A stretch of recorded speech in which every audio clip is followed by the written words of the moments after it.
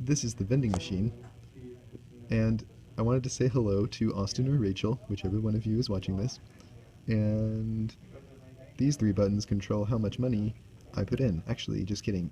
This button or this button controls how much money gets put in. This represents zero money being put in. This represents $5, or 5 cents actually. This is 10 cents, and this is 25 cents. And if I click this button, it'll clock it, except it's, oh, there we go.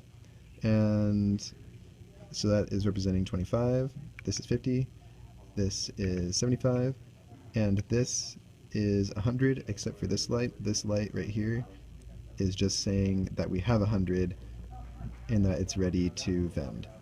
Now I go over here and I could select from my wonderful 8 different imaginary foods, and let's say I want food number 3, and I clock, oh wait,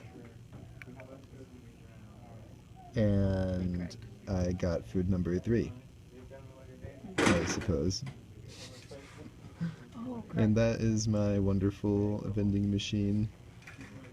Goodbye.